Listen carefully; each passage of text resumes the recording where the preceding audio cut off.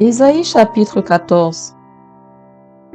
Car l'Éternel aura pitié de Jacob, il choisira encore Israël, et il les rétablira dans leur pays. Les étrangers se joindront à eux, et ils s'uniront à la maison de Jacob.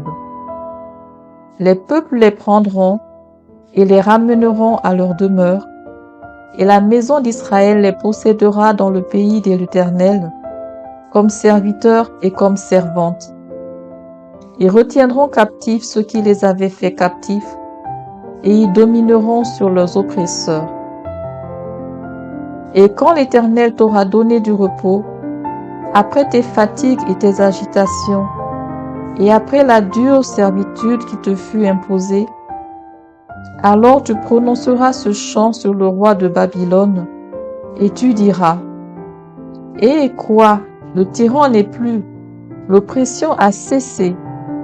L'Éternel a brisé le bâton des méchants, la verge des dominateurs. Celui qui dans sa fureur frappait les peuples par des coups sans relâche, celui qui dans sa colère subjuguait les nations, est poursuivi sans ménagement. Toute la terre jouit du repos et de la paix. On éclate en chant d'allégresse. Les cyprès même, les cèdres du Liban, se réjouissent de ta chute. Depuis que tu es tombé, personne ne monte pour nous abattre.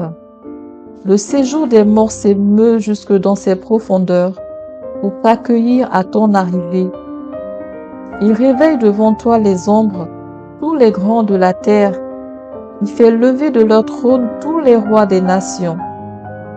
Tous prennent la parole pour te dire: toi aussi, tu es sans force comme nous, tu es devenu semblable à nous.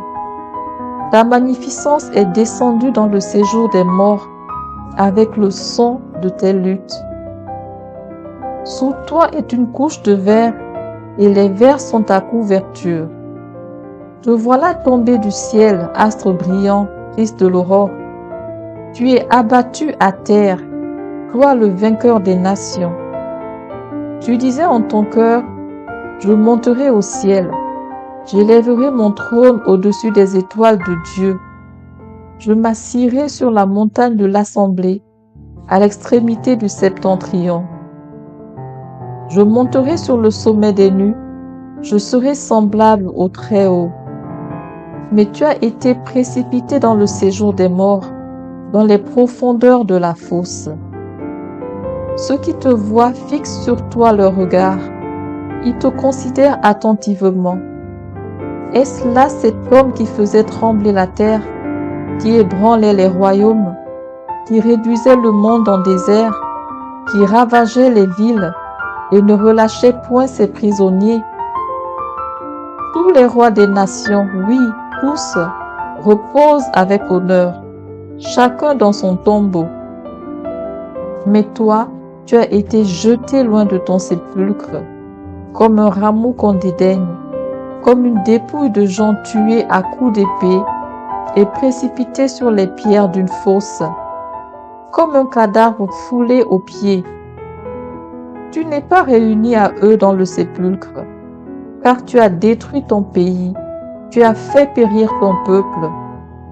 On ne parlera plus jamais de la race des méchants. Préparez le massacre des fils à cause de l'iniquité de leur père, qui ne se relèvent pas pour conquérir la terre et remplir le monde d'ennemis. Je me lèverai contre eux, dit l'Éternel des armées. J'anéantirai le nom et la trace de Babylone, ses descendants et sa postérité, dit l'Éternel. J'en ferai le gîte du hérisson et un marécage, et je la balayerai avec le balai de la destruction, dit l'Éternel des armées.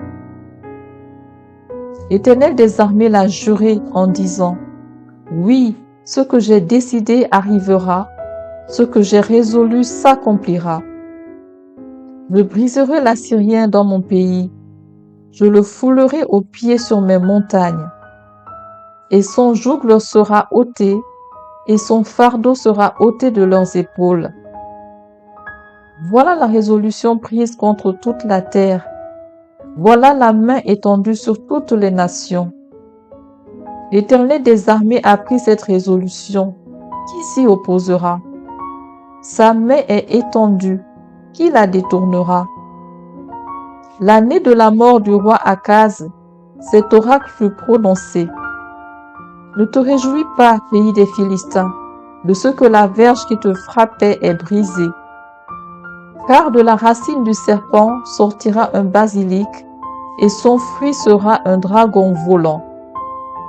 Alors les plus pauvres pourront paître, et les malheureux reposer en sécurité. Mais je ferai mourir ta racine par la faim, et ce qui restera de toi sera tué. Porte, gémis, ville, lamente-toi. Tremble, pays tout entier des Philistins.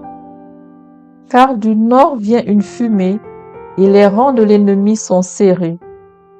Et que répondra-t-on aux envoyés du peuple? Que l'Éternel a fondé Sion, et que les malheureux de son peuple y trouvent un refuge.